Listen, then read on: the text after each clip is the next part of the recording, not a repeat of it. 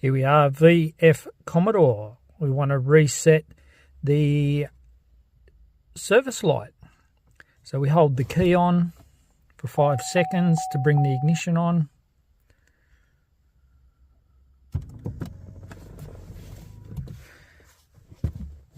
We push the accelerator down 4 times.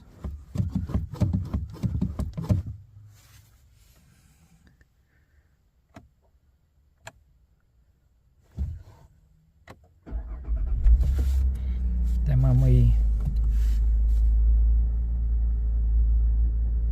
start it up, the change oil service light is gone.